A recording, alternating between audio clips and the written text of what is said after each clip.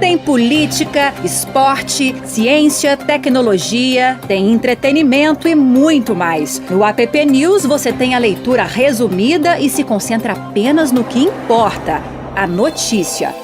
Então abra já sua loja de aplicativos e digite App News Jovem Pan. E tem mais, viu? É de graça.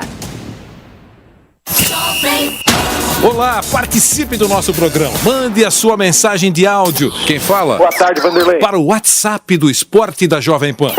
Seu nome, de onde você fala, o seu time. Anote 11 931 200 620.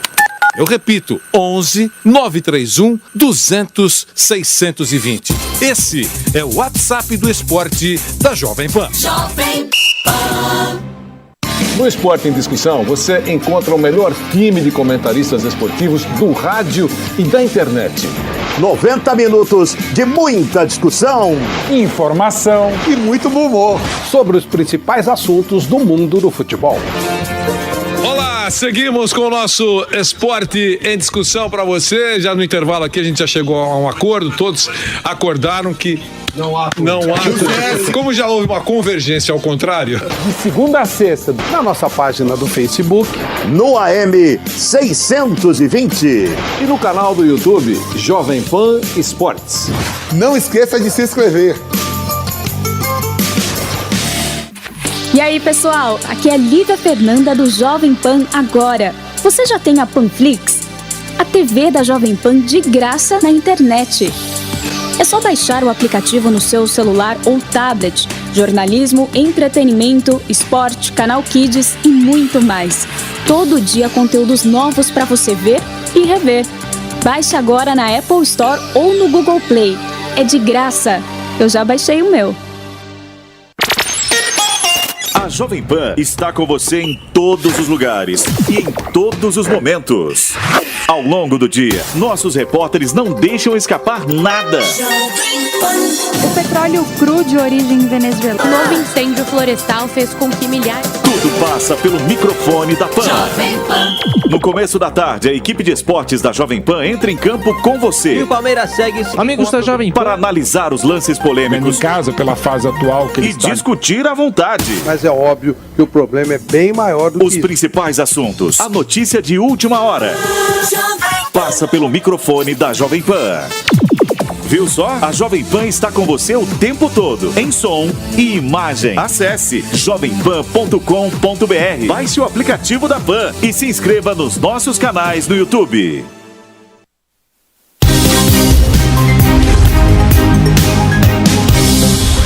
Direto ao ponto, com Augusto Nunes.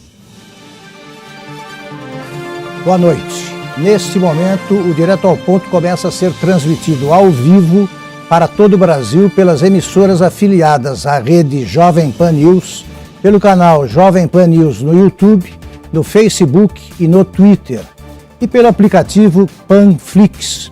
Hoje, a bancada de entrevistadores é formada por 4 jornalistas da área do agronegócio. Vera Ondei, editora do site DBO Rural. Tobias Ferraz, do canal Rural, apresentador do Nação Agro.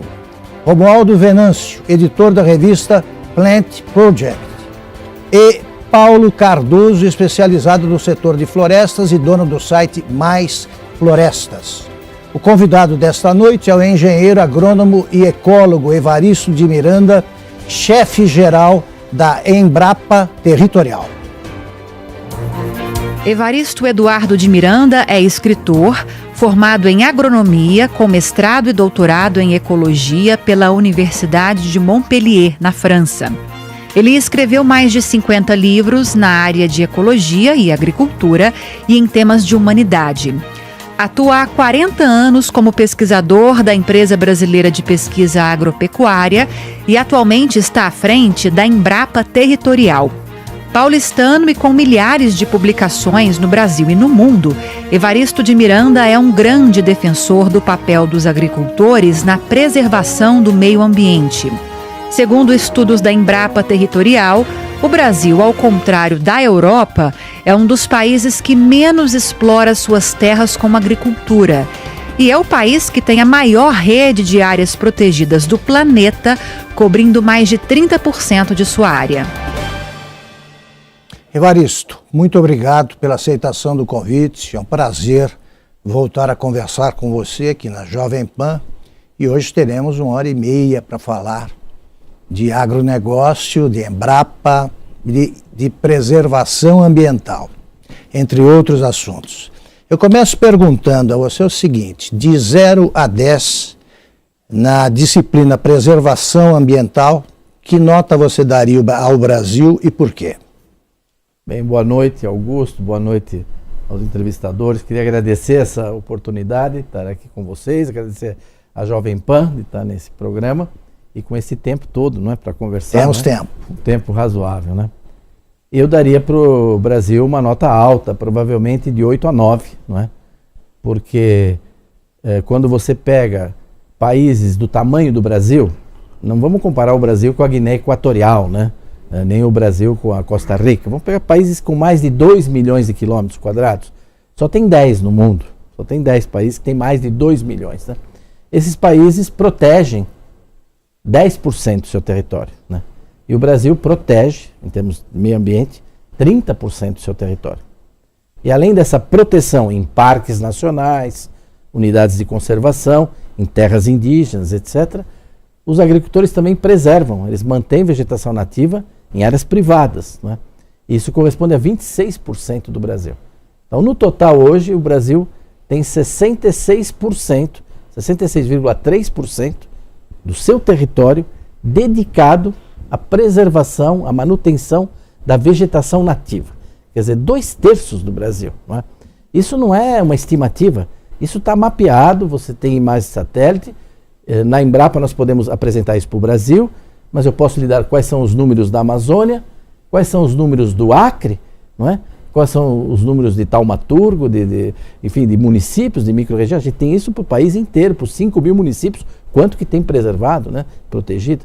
Então a nota para o Brasil que eu daria é alta, né? Porque é um país que está em desenvolvimento, precisa do seu território, mas utiliza pouco com a sua agricultura. Perfeito. Nós vamos tratar de assuntos como a Amazônia, mas agora eu passo para a Vera Ondem. Boa noite, Evaristo. Boa noite, Vera. Evaristo, tem uma sigla que entrou de vez para o vocabulário do agronegócio, que é o ESG, né? Na tradução do inglês, Boa Governança Ambiental e Social, né? Essa é a realidade hoje para as empresas, mercado financeiro, fundos de pensão, seguradora, investimentos. É possível financiar o futuro do agronegócio prescindindo do ESG na gestão? Acho que não. Né? A questão ambiental está intimamente incorporada ao próprio DNA da agricultura brasileira. Né? Não tem ninguém que tenha maior interesse em preservar o solo, manter o solo vivo, preservado, sem erosão, sem compactação, sem degradação, do que o agricultor. Não tem ninguém mais interessado em preservar a água, preservar a biodiversidade, do que o agricultor. Quer dizer, os agricultores têm um compromisso vital com isso, né? E eles estão lá no dia a dia, eles conhecem isso. Então, eu acho que o ESG, quer dizer, essa preocupação com a preservação do meio ambiente, mas também com a questão social, está intimamente ligada à agricultura. Agora, nós temos que distinguir aí, porque tem vários tipos de agricultor, pequenos, médios, grandes, regulares e irregulares. Então, a questão social tem um panorama muito diversificado dentro da agricultura brasileira, né? Tobias. Doutor Evaristo, boa noite. Boa noite, Tobias. Prazer estar podendo falar com você de novo aqui. Doutor Evaristo, eu costumo dizer, né, nas minhas andanças por aí, que a Embrapa está para o brasileiro, assim como a NASA está para os norte-americanos. Tamanha a importância da entidade que o senhor trabalha para o nosso povo, né? E a Embrapa foi pioneira em muita coisa, continua sendo. Nessa onda, né, da busca por menos emissão de carbono, foi criada uma política pública, que também depois virou uma linha de crédito, que é o programa ABC, Agricultura de Baixa Emissão de Carbono, que é o único do mundo, um negócio extraordinário. Depois o pessoal lá de Campo Grande fez a carne carbono neutro também, e outros projetos que estão vindo aí, pegando carona com isso. A gente ouve falar de um pacto verde agora, né, da retomada dessa economia verde. E tem um dinheiro do Fundo do Clima para o PSA, pagamento por serviços ambientais. Então aquele produtor que preserva aquela área dele que está fechada, ele vai ser remunerado por isso. Isso está sendo discutido no Congresso. Como é que o senhor vê esse tipo de remuneração? É possível o mundo financiar o nosso produtor que está com aquela área dele fechada sem produzir? Bom, eu vou dar minha opinião pessoal. Para mim isso aí é fairy tale, entendeu? Até hoje. Quer dizer, a gente conversa disso desde a Rio 92, né? A gente não consegue pagar preço justo para o produtor de arroz, para o arroz que ele está produzindo. E você fala que alguém vai pagar para ele pelo bicho, pela árvore que ele manteve. Quer dizer, eu desejaria muito, nós somos totalmente favoráveis, né?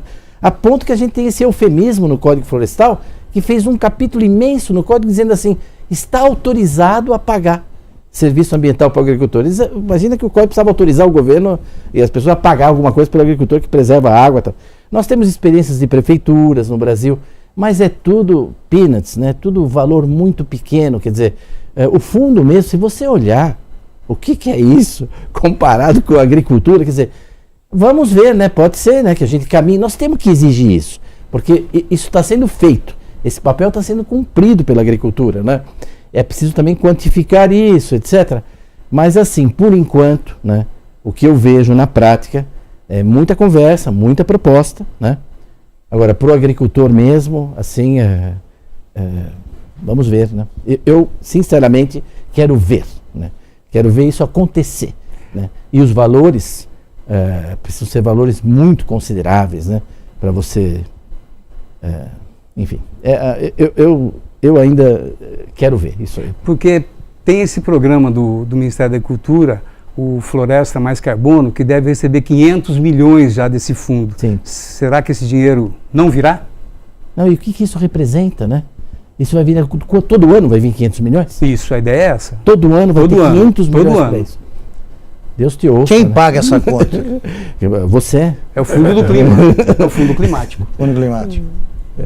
Romualdo. Boa noite, Evaristo. Evaristo, quando foram apresentados esses dados do seu estudo sobre as áreas preservadas no Brasil, isso os produtores receberam como uma glória, né, de poder falar sobre, com dados oficiais sobre a preservação. Como é que esses dados foram recebidos pelo mercado externo? Como é que outros países viram esses dados e têm visto e têm reconhecido esses números sobre a preservação no Brasil? Bem, queria te agradecer essa pergunta porque, primeiro, você falou de dados mesmo, né? Não é que a Embrapa ela tem uma opinião que o Brasil preserva bastante. Esses dados, né, são numbers, maps and facts, como a gente fala, né? A Embrapa trabalha com números, com dados, com ciência, com boa ciência, né? Então, o que nós fazemos é replicável, é público, é aberto, você pode constatar, ver, calcular. Se você fizer sozinho, com o mesmo método, chega no mesmo resultado, etc. e tal, né? Tanto que, por exemplo, quando a gente diz que o Brasil dedica à vegetação nativa 66,3% do seu território, né? As ONGs fizeram um estudo aí. E o estudo delas, elas não anunciam muito, porque elas mostram picadinho. Mas quando você soma, dá 66,5%. Né? Eles viram até um pouquinho mais de vegetação nativa do que nós. Né? Então, esse número não, esses números por estado e tal, lá fora, né, isso precisa ser mais comunicado. Né? Isso tem sido apresentado. Não é? Quem é que deve apresentar isso lá fora para mudar a imagem do Brasil, Evaristo? Eu acho que tem que ser uma grande coalizão mesmo, né? Isso é uma responsabilidade nacional, né, de fazer isso, né? Não é só o governo, acho que isso envolve o setor privado, né? Essas informações precisam ser conhecidas. É porque a maior parte da imprensa brasileira ignora esses números. Sim. Deliberadamente, pode ser, esses números circulam aqui. E como a imprensa brasileira faz isso, lá fora o Brasil é o país que mais desmata, é o terror das florestas e é o país que está com a Amazônia em chamas, né? Queria que você falasse também sobre isso. Por quê? Tem muita coisa para falar, mas assim eu diria, há um desconhecimento, né, da nossa situação. Há uma incompetência, uma incapacidade, uma grande dificuldade em nós de nos comunicar, né, sobre isso. Governo, agronegócio, agricultores, cooperativas e tal. Quem fala mal da gente, quem ataca a gente, frequentemente são organizações que foram criadas para se comunicar. Elas só fazem comunicação, elas foram criadas para isso. E nós ainda estamos discutindo lá como é que a gente vai se comunicar, né? E eles já foram criados. Se você olhar grande parte das organizações não governamentais que criticam, estão no papel delas, né? O Brasil, tirando uma ou outra aí, elas foram criadas para trabalhar com comunicação, elas trabalham com isso, é a vida delas, né? Então, existe aí uma assimetria muito grande, né? E também há uma dificuldade lá fora de imaginar as coisas. Eu fiz agronomia na França, né? Fiz doutorado na França, conheço razoavelmente a Europa, né? Você, por exemplo, eu estava tempos atrás em Uppsala, lá na Suécia, quando eu falei para eles que a gente não arava a terra mais no Brasil, que 3/4 da nossa produção de grãos, né? Essa enorme produção de grãos, a gente não ara mais a terra no Brasil, eles, claro que eles acreditam, né? Porque a Embrapa está mostrando a tecnologia, mas eles têm quase dificuldade de acreditar, né? Porque para ele, a agricultura é arar a terra. Como é que o cara pode plantar no Brasil, esse negócio de plantio direto na palha que a gente faz, né? Planta em cima da palha da última colheita, sem tombar a terra, sem revirar a terra, né? Sem erosão, sem um monte de coisa. Então, várias coisas que a gente desenvolveu na agricultura tropical, tem até dificuldade de imaginar, né? E eu vejo as comparações. Por exemplo, a semana passada saíram aí os números de desmatamento, né? Qual a comparação que a mídia fez? Ela falou assim, dava a impressão que era a mídia da Holanda, né? Ou da Bélgica. Então, para um país do tamanho da Bélgica, se você falar que o desmatamento foi do tamanho de Bruxelas, fala, porra, né? Então você fala, foi do tamanho de São Paulo o desmatamento, né? 2 vezes São Paulo, sabe? Quer dizer, isso não, é 1 milímetro na Amazônia, o tamanho da Amazônia, as pessoas não têm ideia, né?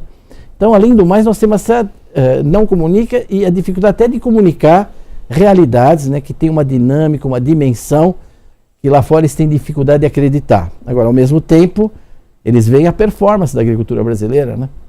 Porque com todas essas dificuldades, você chega lá com o frango mais barato que o deles, com a soja. Um concorrente. Né? Nossa, é um concorrente terrível, né? Veja agora essa história do Macron de dizer que vai ficar independente da soja brasileira, usar isso como desculpa para criar um subsídio a mais lá pro, né? Essa concorrência é difícil. Posso contar uma historinha rapidinho? Claro. Aqui? Eu estava uma vez com o ministro Reinhold Stefanes, era um evento na Alemanha, né? E aí estávamos falando dessa falsa dicotomia que estabeleceram uma época que era entre biocombustível e alimento. Não, o biocombustível vai acabar com os alimentos, vai faltar alimento porque eles vão fazer biocombustível. É uma antítese que não existe, né? No Brasil, metade da cana faz açúcar, metade faz etanol, no milho a mesma coisa. Mas enfim, nós estávamos numa reunião na Alemanha, estávamos sentados lá um monte de gente, e nós levamos o exemplo de uma usina aqui de São Paulo, fica em Morro Agudo. É uma usina de cana, uma destilaria, mas ela é de porte médio, assim, 2.500 hectares. E o cara de lá, ele decidiu criar gado na usina de cana. Então, para comer para o gado, ele está dando bagaço de cana. Que ele moe lá, pica, dá o bagaço, que normalmente queimaria, né? Então é lixo, ele não está gastando nada. Depois, para dar proteína para o gado, para fazer uma ração com proteína, ele usa as leveduras da fermentação do álcool, que também não custa nada para ele. E para dar energia, ele pega um pouco do melaço da cana. Aí sim, ele tira um pouquinho da cana. E era um filminho que a gente mostrou dessa usina, real, né? Tava um monte de alemão lá assistindo. E aí o cara falou, bom, quantos animais ele está alimentando com essa pequena produção? Era uma pequena unidade de ração, né? Bom, 27 mil animais, né? E ainda produz ração para cabra, para pesca e pague e tudo, né? Aí eu ouvi os alemães do meu lado falando assim, não dá para concorrer com eles. Isso aí é maior que o rebanho da Baviera, o cara falava. 27 mil? Imagina se as 40, 50 usinas de São Paulo começar também a criar boi com o resíduo da cana. Sabe, o cara falando assim, não dá para competir com eles. Não dá. Paulo Cardoso. Boa noite, Augusto. Boa noite, meu amigo Tobias. Boa noite a todo mundo. Variz, boa noite. Boa noite. Aproveitando o gancho aqui dessa conversa, aquele vídeo daquela palestra que você fez no final de 2018, janeiro de 2019, bombou na internet. Eu recebi esse vídeo de tudo quanto é lugar e tal. Logo depois, algumas ONGs, O Observatório do Clima, por exemplo, pegou item por item e começou a descaracterizar, que seus números estavam errados. E aí eu pergunto, o problema é de metodologia ou é de ideologia? Eu não sei, porque eu não vi, te juro, pelo que tem de mais sagrado, eu nem abri esse comentário deles. Eu não olho isso, eu não olho. Há 40 anos eu faço ciência, se alguém vier debater comigo, eu debato. Se alguém se dirigir a mim, eu respondo, em público, em privado, mas entrar em discussão com alguém que deu uma opinião lá, não. Eu não li. Realmente, assim... foram vários sites e até uma pessoa da Embrapa questionando o seu... Essa pessoa da Embrapa, eu processei ela no Conselho de Ética da Embrapa. Mas o resto, que era da minha casa, isso não se faz na Embrapa, né? E eu ganhei. Agora, essa turma aí, eu não... Mas não gasto mesmo. Então vamos lá. Evaristo, quando eu dirigia o Estadão, aí em 1990, 91, viviam me oferecendo a matéria com o título A Amazônia está em chamas, já naquela época. E eu vejo essa manchete nos jornais de agora. Eu queria que você dissesse o que é que se passa na Amazônia realmente. Está em chamas? Então nós vamos falar da questão das queimadas e dos incêndios na Amazônia. Vamos falar disso. Bem. Queimadas e incêndios, nós temos satélites que monitoram isso. É difícil, esses satélites, eles não são muito precisos, vamos dizer assim, para dizer essa localização exata desse incêndio. Mas ele fala ali, tem um ponto de calor. Pode ser que esteja 300 metros para cá, para lá. Não é tão preciso como quem faz desmatamento. Eu digo isso introdutoriamente. Só que o desmatamento, você olha uma imagem por ano, de uma época, e calcula. Enquanto que lá, o satélite da queimada passa todo dia. Tem até mais de um. Então, existem sistemas de referência. Como você falou do Estadão, foi justamente com a Agência Estado, em 1988, a Agência Estado começou a publicar semanalmente o mapa das queimadas no Brasil. Então, havia o mapa de onde ocorreram as queimadas no Brasil e os comentários explicando. Então, há muito tempo a gente monitora queimadas no Brasil. Quer dizer, em 1988 começou no Estadão. Isso foi na época da Rio 92, funcionava. Depois o satélite mudou, os mapas ficaram melhores. Então nós não estamos falando de uma coisa que estamos olhando agora. Há 30 e tantos anos a gente monitora queimadas no Brasil. Então é importante para quem está nos ouvindo aqui, né, saber a diferença de queimada e incêndio, certo? Porque a queimada é uma tecnologia agrícola.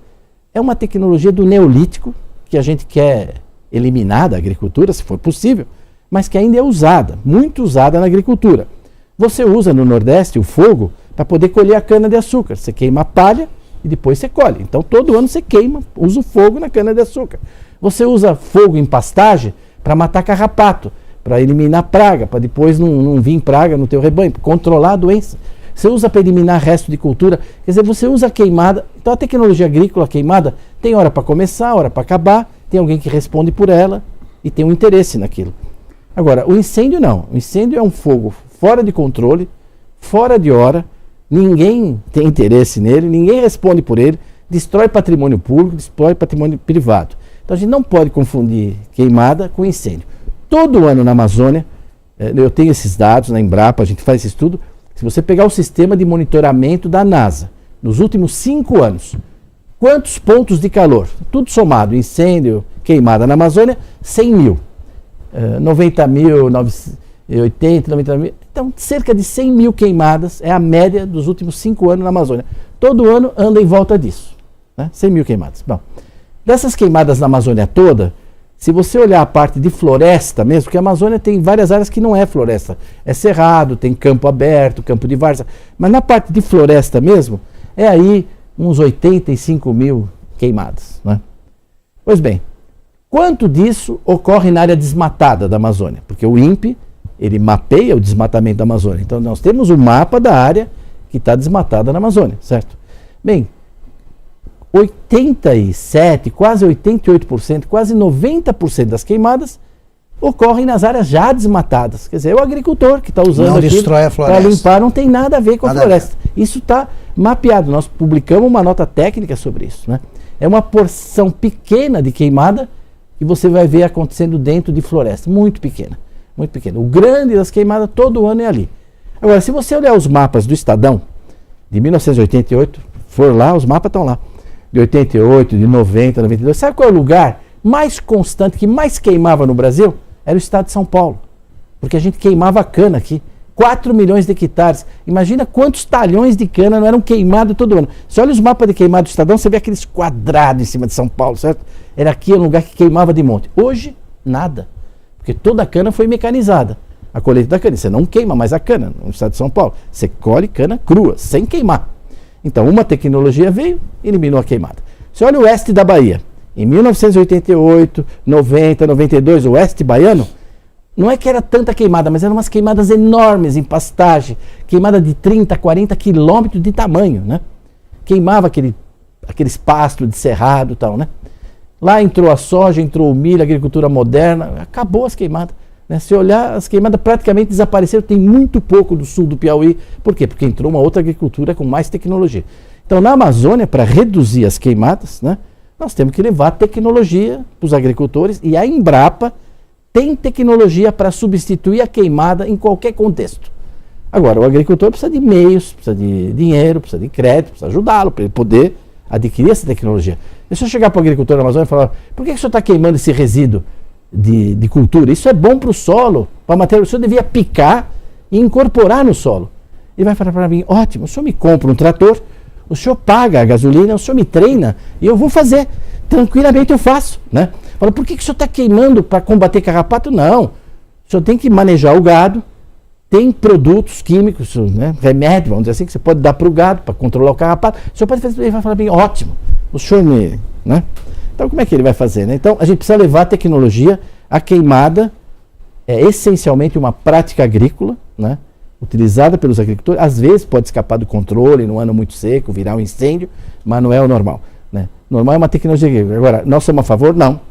Nós somos contra a queimada, a gente quer substituir a queimada, mas não é multando, tratando de criminosos os agricultores que você vai resolver esse problema. Não é botando o exército planetário em cima deles que você vai resolver. Eles precisam disso, eles fazem isso. E a queimada é benéfica para o cerrado, né? Porque ela quebra a dormência da semente, facilitando a brotação das árvores, não é isso? Você está falando aí do cerrado. É, né? do dizer, cerrado, o cerrado convive até pro cerrado com fogo. Ele existe, é fogo. Mas na agricultura, eu acho que a queimada não se justifica. A gente tem que superar isso daí. É uma coisa do neolítico, né? Os europeus aprenderam com os índios. Nenhum português. Já há tecnologia para substituir isso. Claro que há em qualquer sistema. Você pode dizer por que você usa queimada, eu te dou 2, 3 alternativas tecnológicas. Existem cartilhas da Embrapa de como substituir, né? Então, como levar a tecnologia se os serviços de extensão rural no Brasil foram bem desmontados nas últimas décadas e exatamente esse tipo de serviço que precisa? Como é que se arruma essa situação? Vê a Embrapa sem a extensão forte? Como que ela continua, que é o extensionismo que faz trabalho de transferência de tecnologia, e está sendo sucateado na maioria dos estados. Como é que você vê isso aí?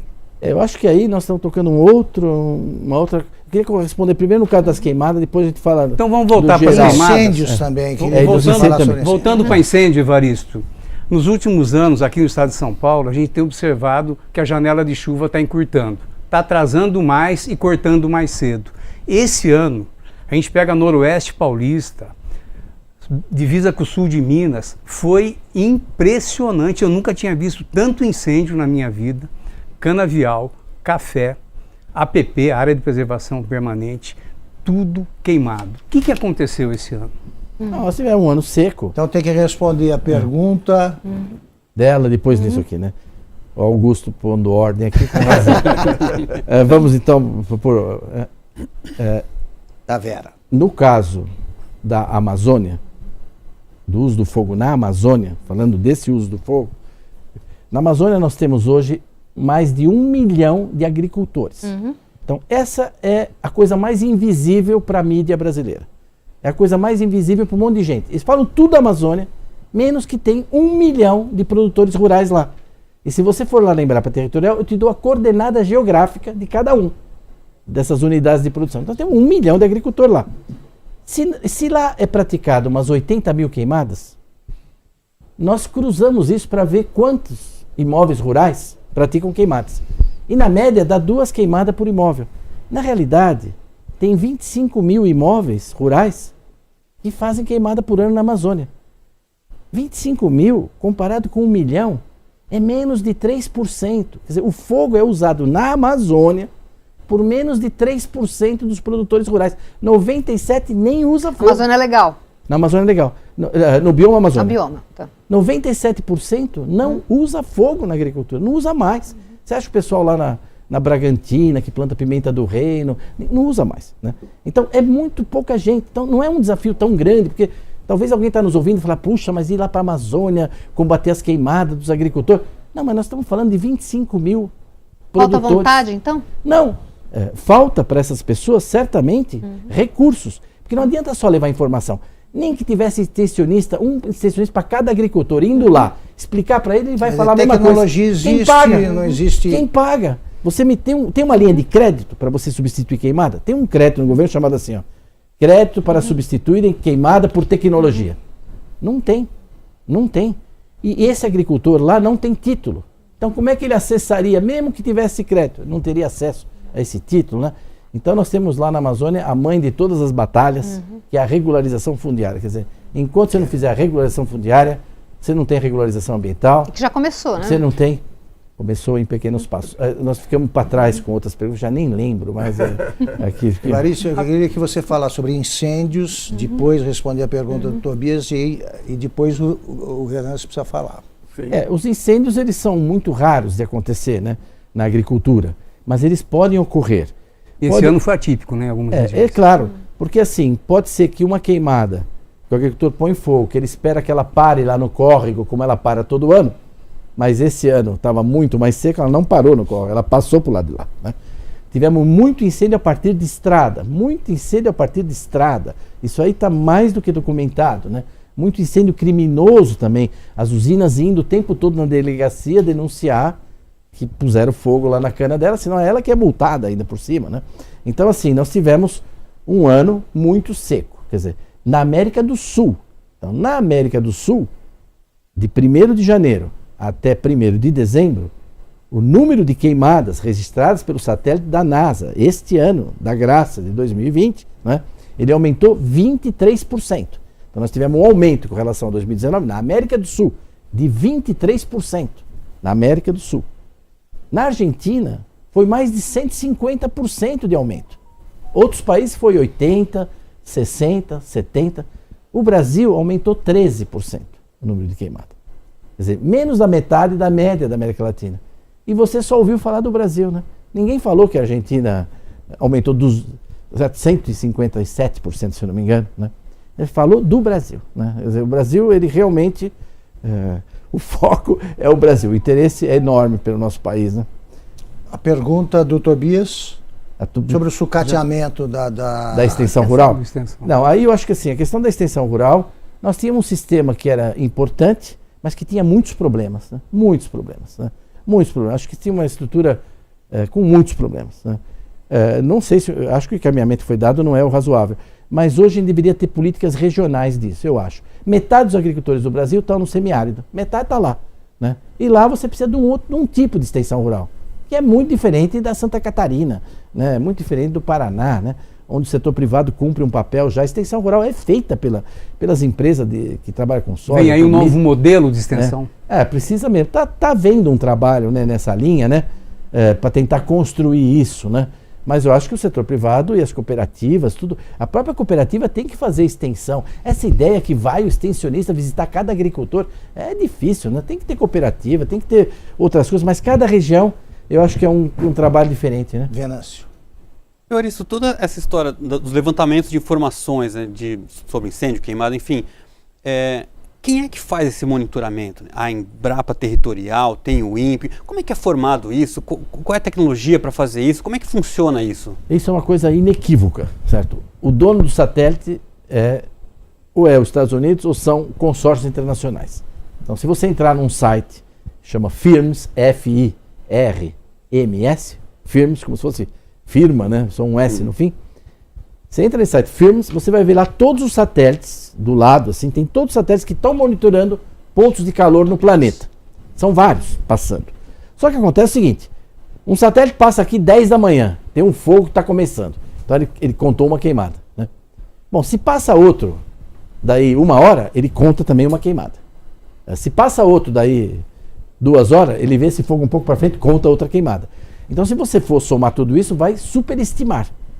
Então, aparece, porque cada satélite tem lá algumas características diferentes, então é interessante ter todos esses satélites. Só que existe um sistema que é de referência para o planeta, que é o sistema Aqua. É um satélite vespertino, quer dizer, logo depois do almoço, é essa passada que é contada. Alguém dirá, mas então se pegou fogo às 8 da manhã e acabou às 9 da manhã, não vai ver. Não vai ver, certo? Não vai ver. Mas se for a 1 da manhã, meia hora, não vai ver. Não vai ver. Mas está provado estatisticamente, tem um monte de estudo, que nessa passada dele ele capta o essencial desse fenômeno. Então ele é usado mundialmente. Então o INPE, ele disponibiliza em português, por bioma, por estado da federação, por período, um negócio muito bacana. Tem o site do INPE de monitoramento de queimadas, mas o que é que o INPE está disponibilizando? Os dados da NASA, certo? E a Embrapa? A Embrapa, ela analisa isso para comentar, porque não adianta você ficar só jogando número sem explicar, o Brasil, a queimada aumentou 13%. Bom, mas na América Latina aumentou 26%, na Argentina aumentou 150%. Você precisa entender onde está queimando, mais, menos, né? Para entender bem, Evaristo, houve o aumento da queimada, mas você está dizendo que não é relevante isso. Não é que não é relevante, ela foi muito menor do que ocorreu na América Latina, essa seca. O que ocorreu na América Latina. Isso, que está ligada a fenômenos climáticos que ocorrem mesmo do Pacífico. A gente até sabe com alguns meses de antecedência hoje, né? A gente não faz só previsão de tempo, a gente é capaz de fazer previsão de clima. Quer dizer, você é capaz de prever, não, o tempo é prever daqui 3 dias vai chover, o fim de semana vai chover, isso é previsão de tempo, né? Previsão de clima é dizer assim, bom, como é que vai ser o final do verão, né? Como é que vai ser o início do outono, quer dizer, você prevê 3, 4 meses antes. Então, em alguns lugares do planeta é razoável fazer isso em função da temperatura dos oceanos, etc, né? Então, a gente sabia que tinha um episódio de tempo quente, seco, na América do Sul. Foi o que aconteceu. Aumentaram as queimadas, aumentaram os incêndios, porque muito fogo saiu de controle, muito fogo foi colocado em beira de estrada, muito fogo foi provocado, etc, né? Agora, quem combate incêndio, para voltar no incêndio, isso é importante dizer, quem combate incêndio no Brasil é o agricultor. Se pegou fogo em São Paulo, pegou lá fogo em Campinas, na Serra das Cabras, quem que foi lá combater? Foram as fazendas. Elas têm brigada contra incêndio, as usinas têm caminhão, tanque, não é os bombeiros, coitados, não tem como no campo. Quem combate, vocês concordam comigo? Eu estou vendo a bancada aqui, quem combate incêndio no Brasil? No Mato Grosso, quem que estava lá combatendo os incêndios? O agricultor é a pior coisa do mundo, né? Queimar a propriedade dele, a cerca, o poste, a casa, pegar as instalações, o pasto. Aliás, esse ano chamou atenção para a construção de mais brigadas, né? Para a formação de mais brigadas. Mais brigadas. Então os agricultores... Eles são apresentados como os culpados. Pois é, isso é que é duro, né? Isso é doloroso para os agricultores, né? É doloroso, né? Porque são os que mais combatem, os que vão na linha de frente, etc. Inclusive, eu estou dando esse caso aqui de Campinas, que teve um incêndio lá muito sério, teve usina, não vou citar qual, que apesar de não estar ali diretamente envolvida, ela pagou helicóptero para levar água a jogar e foi o que conseguiu apagar o incêndio em lugares de acesso muito difíceis. Quer dizer, existe uma solidariedade também na área rural de ajudar os vizinhos. Quando tem um incêndio, todo mundo vai para lá. Tem um incêndio em outro lugar, vai todo mundo para lá. Eles têm brigadas, eles têm abafador, né? O produtor é melhor não chegar na sua propriedade. Não Olha quer que chegar, não interessa nenhum agricultor Imagine, o incêndio. Né? Quem que tem interesse então, no deixa eu incêndio? puxar a sardinha para o meu lado aqui, do setor de florestas plantadas. Outro muito organizado, teve muita queimada no Mato Grosso do Sul este ano. Linha de trem, ponto de rodovia, queimou-se muita floresta plantada de eucalipto. Mas foram as brigadas das empresas e das fazendas que combateram. Exatamente. Então eu tenho um grupo aqui de WhatsApp, nós temos que chama Incêndio 2020, que tem, as pessoas comunicam, incêndio em tal lugar, fazenda tal, virando à direita, terceira porteira, quem pode ir lá? Eu posso, eu vou, então vai um caminhão, isso é muito fácil de combater, ou seja, é o setor florestal se organizando. E agora tem um novo sistema, que é o sistema de câmeras, que tem câmeras que detectam até 20 km de longura de fumaça, detecta a fumaça e sabe se é incêndio ou se não é incêndio. Então isso não precisa subir mais no giral. Não precisa subir mais no giral. Não precisa subir mais no giral. Essas tecnologias estão ajudando demais. E o que aconteceu então no Pantanal, Evaristo? Então, mas no Pantanal, os agricultores do Pantanal não têm as brigadas. Eles não têm. Então, mas o que houve no Pantanal? No Pantanal nós tivemos um ano excepcionalmente seco. Mas nós já tivemos episódios anteriores sobre isso, né? Nós tivemos... Com essa extensão. Com essa extensão, tivemos, né? Tivemos, inclusive, sequências de anos, né? As pessoas, a nossa memória é muito curta, né? Olha, a pessoa está falando que o ano foi seco. Vocês lembram como é que foi 2014 em São Paulo? E não tinha água na torneira. Verdade. E nós estamos falando que esse ano foi seco, entendeu? Nunca vi isso. O pessoal te fala isso. Você nunca viu? Mas não teve incêndio como teve esse ano, doutor Varisto. Faz 6 anos que nós tivemos, né? Enfim, não, nós já tivemos mais fogo no estado do que tivemos esse ano. Isso dá para mostrar no mapa. Agora, a nossa memória em matéria de clima é muito curta. É muito curta. As pessoas falam assim, no meu tempo, você pega os dados e fala, mas onde é que está isso aí que você está falando aí, né? Mas para voltar no Pantanal, né? Quer dizer, no Pantanal nós tivemos realmente um ano muito seco, né? Ele já vinha de um período seco, né? Ele se acumulou, quer dizer, no verão não teve a chuva. O Pantanal é uma região, a gente poderia quase que dizer, quase que semiárida, né? Ali é o lugar das temperaturas mais altas do Brasil, são lá, né? É a maior amplitude térmica, porque lá pode chegar a quase 1, né? Mas pode subir a 47 também, então é uma extensão enorme, né? Agora, a água vem de longe, né? Ela vem e inunda, né? Ela vem e inunda. Então, essa água é fundamental que chova nas cabeceiras e em outros lugares. Então, nós tivemos isso, sequência de anos secos, né? E tivemos também, em muitos lugares, acúmulo de vegetação, né? Por retirada do gado, por uma série de razões. Esses fatores todos se combinaram lá no Pantanal. Eu acho assim, ficar acusando A, B, C, D, não. Nós tivemos uma grande crise. Eu acho que as pessoas, eu acho lamentável, quer dizer, todo mundo se unindo, quer dizer, pesquisador, prefeitura, jovens, ONG, todo mundo se unindo, indo lá trabalhar para ajudar, né? E você tinha gente que fica, não, isso é culpa de A, B, C, D, né?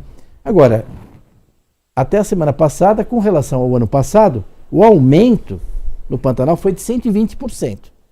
Então nós estamos dizendo o seguinte, num lugar que tinha 4 queimadas, teve 9. É isso.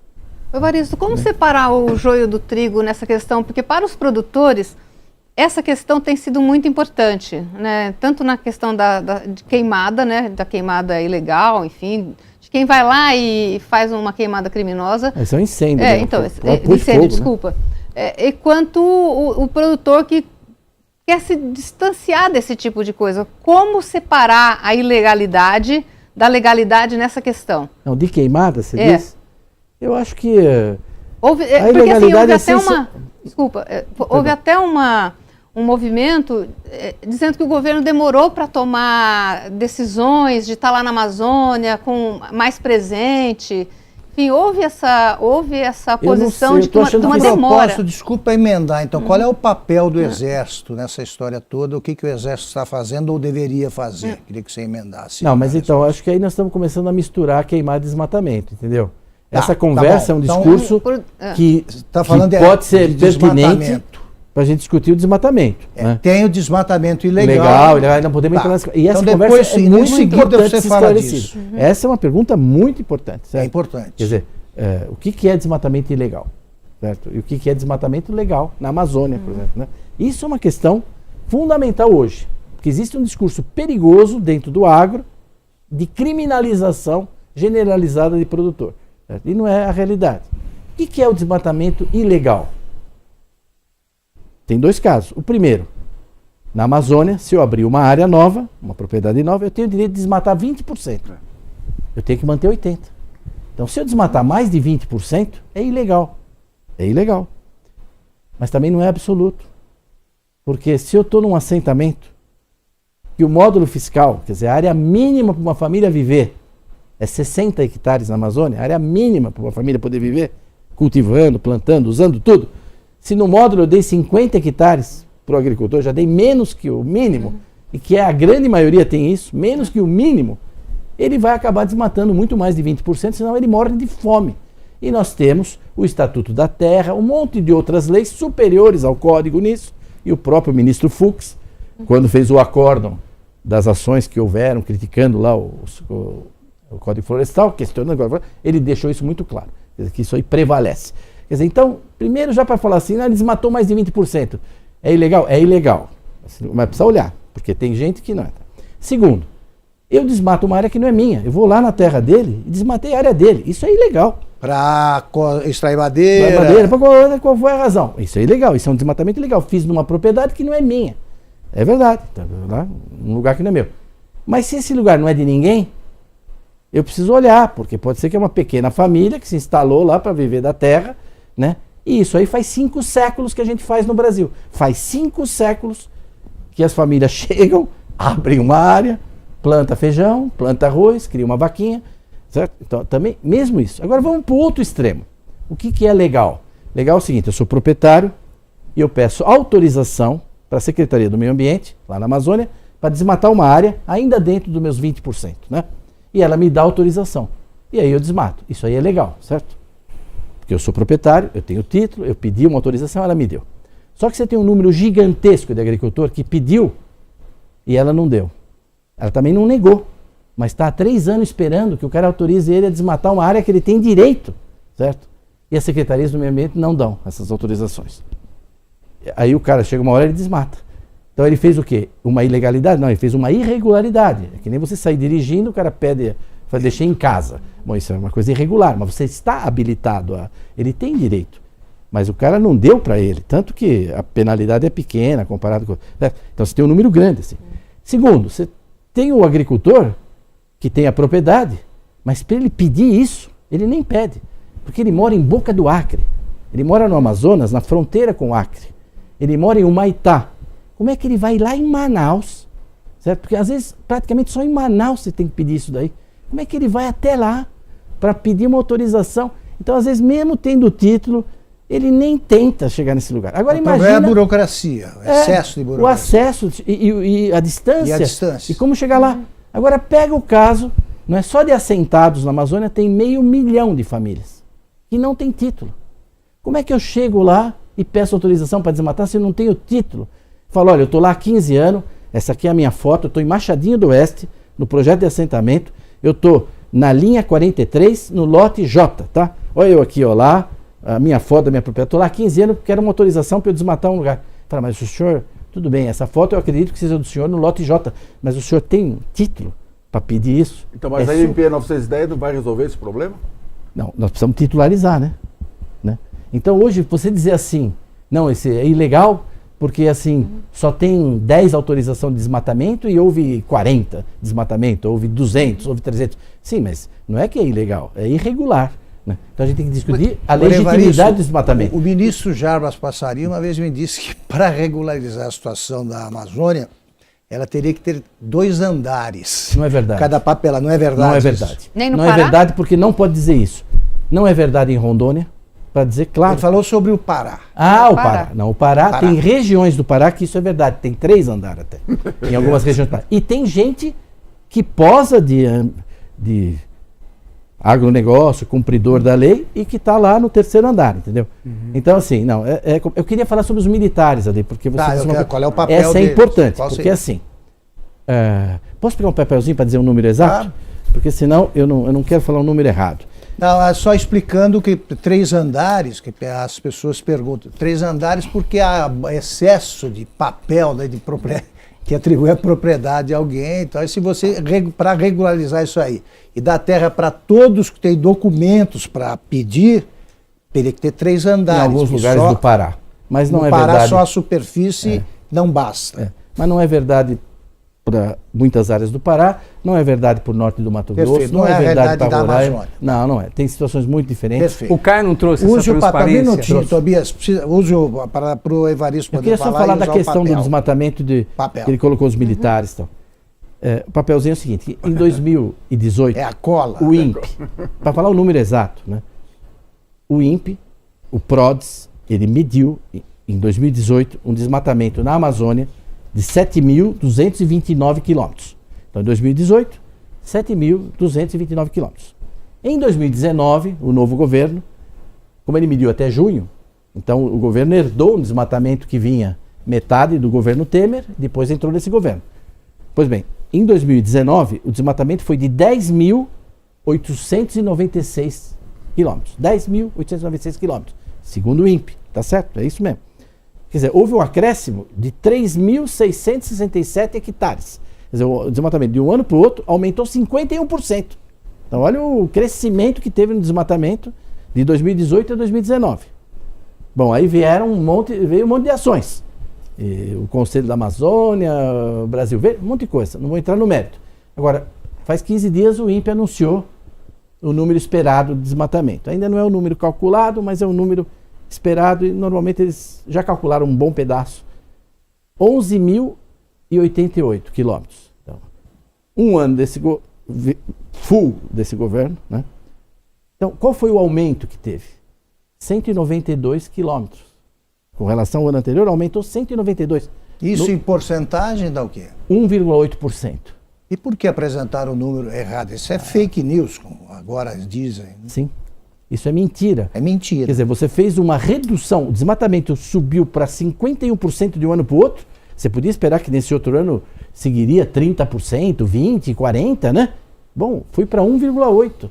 O crescimento, estou falando, o crescimento do desmatamento. É claro que esse desmatamento é 1,8% maior que o do ano anterior. Isso tem a ver com a presença do Exército? Eu acho que tem a ver com isso, que um monte de coisa, né? Então, assim, se nem os fatos a gente reporta, né? Se a pessoa já tem um discurso preparado antes dos dados, né?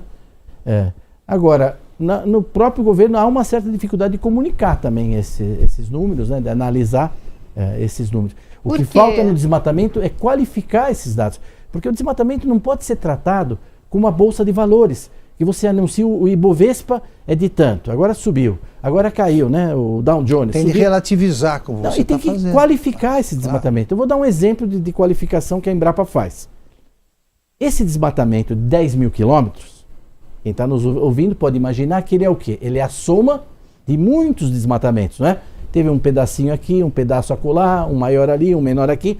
O INPE mapeou tudo isso, está no mapa, essas batatinhas, todos os desmatamentos. Então, a Embrapa fala a seguinte pergunta: quantos desmatamentos ocorreram que somado deu esse número, 10 mil? Quantos desmatamentos ocorrem por ano na Amazônia? Pois nós calculamos tudo isso nos últimos 10 anos. Não nesse número último, porque ainda não estão os dados disponíveis. Bom, em média na Amazônia, ocorre cerca de 30 mil desmatamentos por ano. 30 mil. Na legal? Na legal. Amazônia Legal. Na Amazônia Legal. São pontos de desmatamento. Isso. Áreas desmatadas. Áreas desmatadas. Uma área de 8 hectares aqui, uma de 10 ali, uma de 15 ali, às vezes uma de 500 lá, e chega até ter área de 4 mil. Teve lá 1, 2 áreas de 4 mil hectares. Mas a imensa maioria é um monte de área pequenininha. Né? 30 mil. Esses 30 mil tem uma parte que é em área indígena, tem uma parte que é em parque nacional, então tem uns 10 a 12%, varia um pouco ano a ano, que é fora do mundo rural. Não dá para pôr nas costas do mundo rural. No mundo rural mesmo está dando aí uns 28 mil desmatamentos por ano. Então vamos fazer a seguinte hipótese exagerada. Que cada desmatamento, cada um desses 28 mil, foi um agricultor diferente, certo? Cada agricultor fez um desmatamento diferente, não é? Dá quantos agricultores desmatando por ano? 28 mil, não é isso? Cada desmatamento foi um agricultor diferente. 28 mil. Quantos agricultores tem na Amazônia? 1 milhão. Né? Nós estamos falando de novo de menos de 3%. E você vê uma acusação generalizada contra todos os agricultores, contra toda a agricultura, quando é um fenômeno quantificado, mapeado, que envolve menos de 3% dos agricultores. E esse 3% não quer dizer que seja ilegal. Pode ser que seja legal, pode ser que esteja irregular, mas é legítimo, ele ainda não conseguiu porque ele não tem título.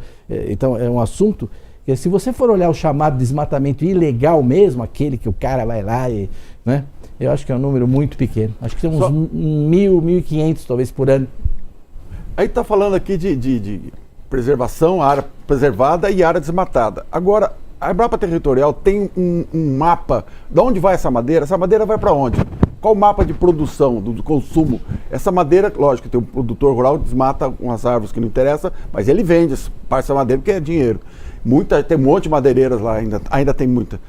Onde vai essa madeira? A Embrapa Territorial tem esse mapa? Nós não temos, mas tem uma ponderação importante a fazer do que você está falando. Porque quando a gente fala assim de exploração de madeira na floresta, e vamos imaginar, o cara que vai lá numa floresta não quer saber de quem é, nada. Ele vai lá à noite, vai lá 2 dias, leva uma turma, corta os mognos que interessa, corta as árvores que tem interesse para ele, né? E abre lá um uns caminhos no meio da mata, fica umas clareiras por onde ele puxou as árvores e leva embora, não é assim? Acontece no setor florestal, acontece com eucalipto e pinos também. Isso. Bom, isso daí nem entra no desmatamento do INPE. O INPE mapeia corte raso, entendeu?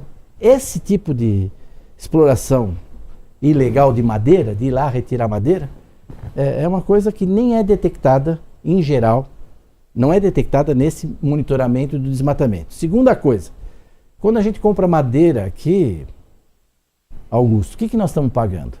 É zero. Sabe quanto que vale 1 metro cúbico de madeira em São Paulo? Zero. Vale R$0. A madeira da Amazônia vale R$0.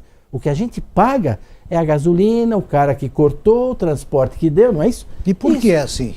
Porque está lá, ela não é valorizada. O que você está cobrando nem é o custo. A madeira nobre ali. Não, o que você está cobrando ali é o custo que foi de tirar e ir lá, claro, colocando um lucro em cima disso, né? Mas ela não tem hoje praticamente valor, né? E quem tentou trabalhar na legalidade, eu acho que aí Paulo pode falar melhor, né? Ele se viu diante de uma burocracia de exigência tão inacreditável para poder fazer um manejo florestal e explorar madeira legalmente na Amazônia. Se vê diante de achaques impressionantes para poder funcionar, não é isso? Chega uma hora que o cara desiste. Eu me lembro muito um produtor que estava largando de produzir madeira na Amazônia. Ele falou assim, não, o problema do fiscal é que ele não quer uma porcentagem do meu negócio. Ele quer ser sócio. Quer dizer, também as madeireiras não desempenham esse papel que é atribuído a elas, de destruir não, nem consegue. uma parte considerável da mata. Você legalmente, são muito poucas que conseguem legalmente 100% da sua madeira. Não falta porque fiscalização? É tanta exigência, tanta complicação. É uma situação tão complexa e hoje houve um pouco que ele falou. Quer dizer, hoje onde tem madeira não tem madeireira, não é? Onde tem madeireira não tem madeira, está tendo um descompasso muito grande, né, nessa história, mas é uma história que dá para controlar muito bem. E o Exército fez isso muito bem agora, porque passa pela estrada. E como o Exército controlou os pontos críticos de estrada, você não consegue passar com a madeira se o Exército estiver controlando. Não precisa controlar a propriedade, você controla a estrada em alguns lugares. Então o Exército teve um impacto muito positivo na redução desse tipo de exploração ilegal, né, da madeira. Qual que é a saída para esse setor da madeira, para ele ser vantajoso para o país e que não destrua a imagem do país, como aconteceu na Europa? Até o presidente... É plantar. O presidente falou sobre a madeira que manda para lá, que ia dizer quais eram as empresas, enfim, falta fiscalização, falta o que exatamente para que esse setor da madeira ganhe relevância e que ele não seja demonizado? Não, mas o setor madeireiro no Brasil, você tem que plantar. Quer dizer, a floresta, ela não tem como atender a demanda que a gente tem de lenha, de carvão e de madeira. O Brasil produz em floresta plantada, você me corrija se eu estiver errado, em floresta plantada, a gente produz por ano 61 milhões de metros cúbicos, certo? De madeira. Nós produzimos 61 milhões plantado. O que você tira de lá não é nada comparado com isso daqui. Então nós temos que produzir plantando. Quando você fala assim, o que a agricultura brasileira faz? Eu falo, ela produz energia. Produz energia sólida, líquida, gasosa e energética. E a sólida é lenha e carvão. Quer dizer, hoje, da padaria, à siderúrgica, passando pelo ferro gusa, toda essa lenha é produzida pelo setor florestal brasileiro de forma renovável, né? O nosso ferro usa lenha renovável, quer dizer, tem que plantar. Mas as imburanas... Se você não entrar, não vai. Mas as imburanas, os mognos é que tomam esse lugar da madeira ilegal e que vai para a Europa, né? Eu acho que assim, a imburana, se a gente olhar o Nordeste, quanto mais tiver distribuição de gás, botijão de gás, menos a gente vai atacar a caatinga para procurar lenha e carvão. Se tem uma coisa que reduziu o desmatamento no Brasil, é o gás. Quer dizer, é o gás chegando em todas as casas. Eu conheci minha família cozinhando com fogão a lenha, um monte de gente, acabou tudo isso, né? Mesmo em São Paulo usava carvão, acabou tudo isso, tudo é o gás, né? Então lá no Nordeste ele chegou com mais dificuldade, mas chegou, está chegando. Hoje tem muita gente no Nordeste que depende de lenha, de tirar da caatinga. Mas nós temos energia desse tipo para substituir. Mas o Brasil produz muita lenha e carvão com muita competência e com um índice de produtividade assim que é 4, 5 vezes a Europa, o Chile. Quer dizer, não tem comparativo com o Brasil, né? Evaristo, eu queria voltar um pouquinho até nessa questão do que é ilegal, do que é irregular. A gente estava falando de documentação, burocracia, e é um problema que incomoda muito, né? Que gera muitos problemas. Qual é o caminho, né? Como é que se resolve isso? Como é que pode se reduzir essa burocracia? Isso tem que ser regional, tem que ser federal? Como é que se trabalha para que isso seja reduzido ou seja resolvido? Eu volto a dizer na mãe de todas as batalhas, quer dizer que o início disso é a regularização fundiária. Porque mesmo que você elimine toda a burocracia, se eu não tenho o título da terra, eu não tenho direito de pedir nada, não é minha. Como é que eu vou dizer que eu vou... Tem que mudar o Código Florestal? Não, de jeito nenhum. Você não faria nenhuma mudança? Não, nada. Está o código perfeito. Precisa ser aperfeiçoado, como toda lei, com o tempo, ela merece ser aperfeiçoada. Mas o que nós precisamos avançar... Reduzir a burocracia. Não, é a regularização fundiária. É o INCRA, é a gente dar título, regularizar a situação dos agricultores. Que informação tem sobre onde as pessoas estão, onde... Tem. E o que acontece? E com o CAR, como ele dizia agora há pouco, o cadastro ambiental ajudou mais ainda nisso, né?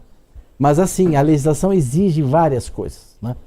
E você vê, a medida provisória disso acabou não passando, né? Umas dificuldades enormes. Houve uma campanha internacional que a regularização da terra ia ser o fim da Amazônia, ia ser, quer dizer, impressionante, quer dizer, as coisas que se falaram. Tudo é o fim da Amazônia. A injustiça, né? Quando na realidade é reconhecer. Eu queria contar, eu estou falando aqui, eu trabalho na Amazônia. Há 35 anos, eu acompanho 400 produtores na Amazônia. Há 35 anos. Então, 400 propriedades que eu acompanho há 35 anos. Então, eu já serviu dados para doutorado, mestrado. Então, eu não estou falando, eu estou falando de uma história que a gente tem, que não é só o satélite. Eu vou em loco, a Embrapa trabalha em loco. Nós temos 9 Embrapas na Amazônia. Temos quase 400 PhD na Amazônia. Temos 87 laboratórios em toda a Amazônia, em todos. Então a Embrapa está presente, ela sabe lá do que ela está falando. Não é aqui de São Paulo que alguém está dando uma ideia sobre a Amazônia. A Embrapa está lá no campo, etc. Pois bem, em Machadinho do Oeste, eu conheço um produtor que eu acompanho há 35 anos, que finalmente chamaram ele para dar o título para ele. Só que ele tinha tido um AVC, ele está com 66 anos. Ele teve um AVC e ele estava hemiplégico. E para dar um título para alguém cultivar a terra, um pequeno, você tem que estar com boa saúde, você passa um exame médico. O médico falou, o senhor não tem condição de ser agricultor? O senhor está paralisado? Eu falei, não, eu não tenho agora. Ele falou, mas eu estou lá há 30 anos, eu construí tudo. Não vou dar. E não deu título para o cara. Não deu. Tá. Eu peço licença a vocês para fazer um breve intervalo. Voltamos já com o segundo bloco da entrevista com o chefe geral da Embrapa Territorial, Evaristo de Miranda. Até já.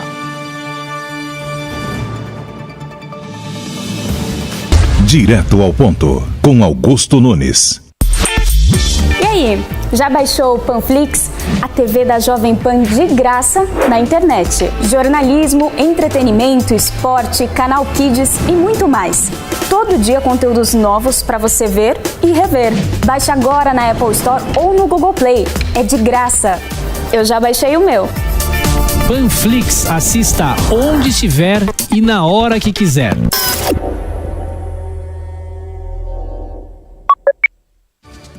Amanhã, 4:30 da tarde. Como é liderar um banco em um período de grandes transformações digitais?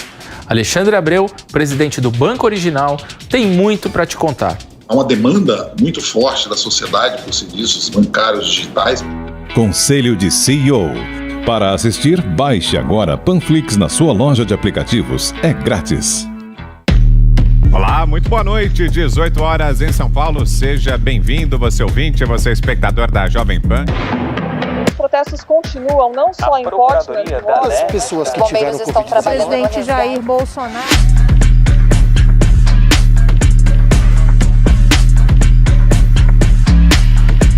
Isto é, o nascimento de uma candidatura presidencial. Eu já acho que pobre da nação que tem os heróis errados. Todos precisamos de referências morais, exemplos de coragem, de virtudes. Como é que faz para melhorar? Ele vai ser julgado pela ação. Até lá, ninguém sabe exatamente. Revogando decisão de ministro, que é muito ruim. durante a maior pandemia do século, Pompeu continuou no ataque.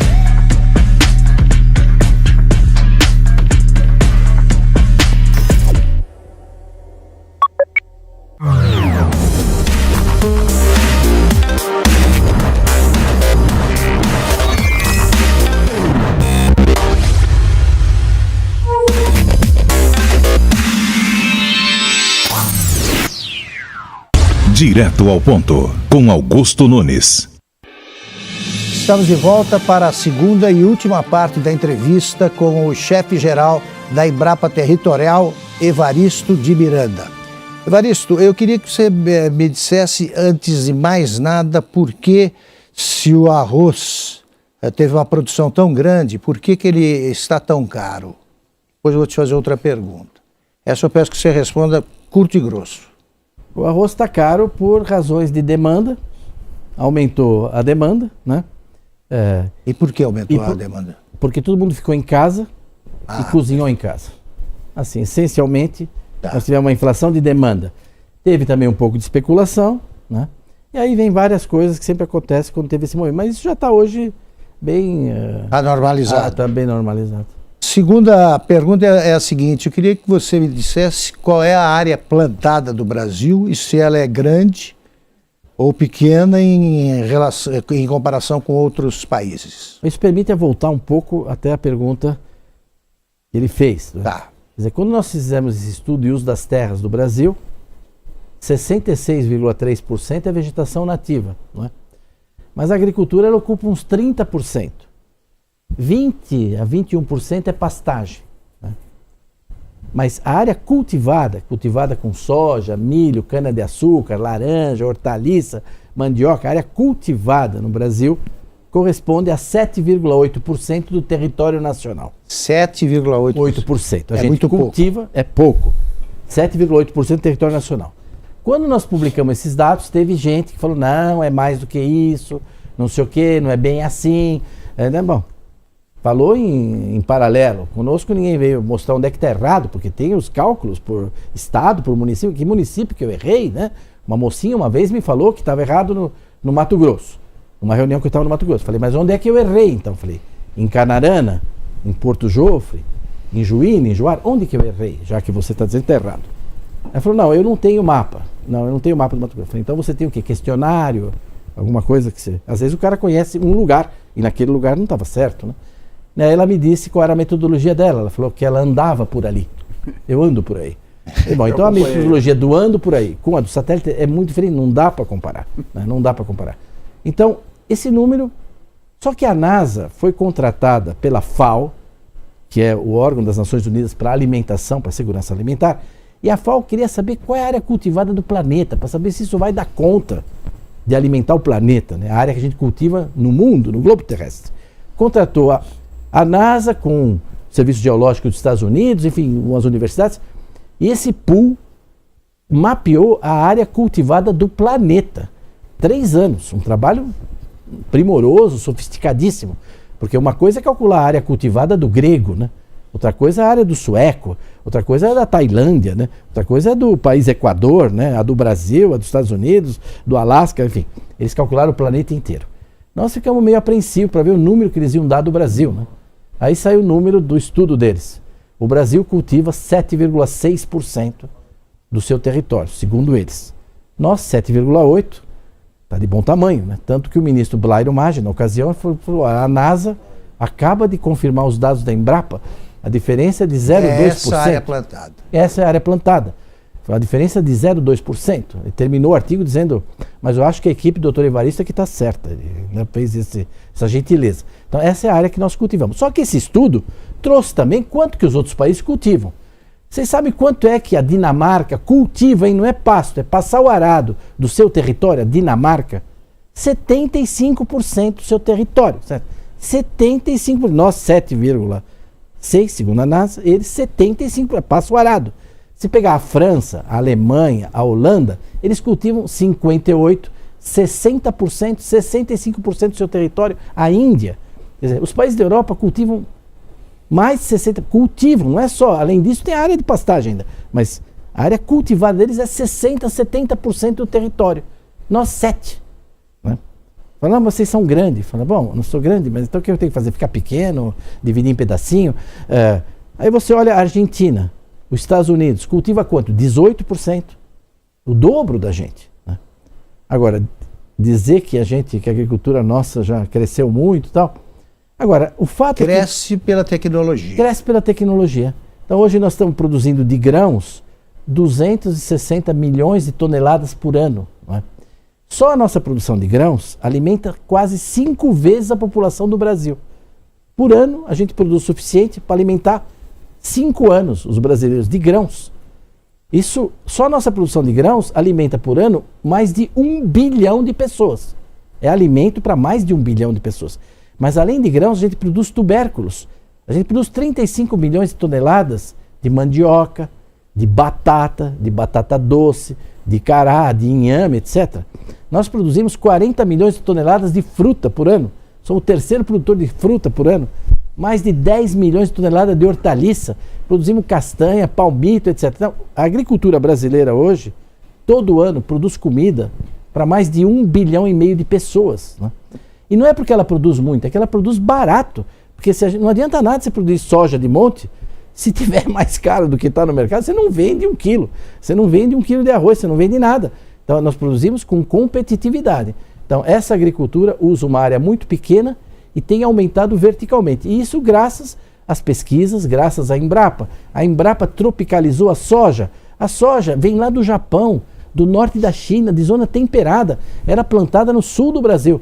A Embrapa desenvolveu variedades de soja e hoje ela é plantada em todo o país, você hoje pode plantar soja. Veja esse anúncio agora do trigo. O Brasil, a única commodity que o Brasil importa é trigo. Nós importamos metade do nosso trigo.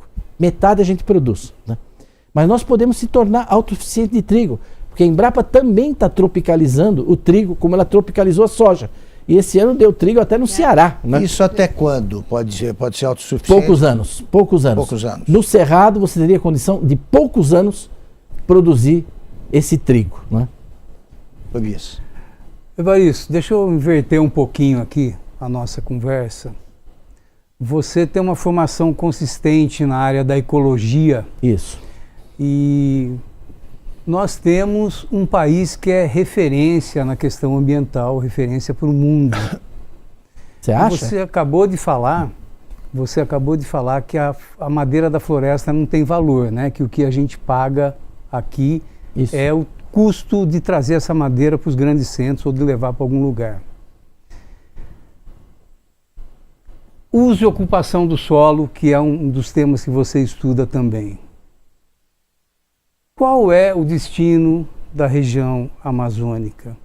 Que tipo de uso e ocupação a gente deve adotar? Essa pergunta é excelente, porque essa pergunta é a pergunta que o europeu faz. O que vocês vão fazer da Amazônia? Eles querem saber, a gente não responde. Nós não temos um plano para a região. Nós sempre tivemos, desde a coroa portuguesa.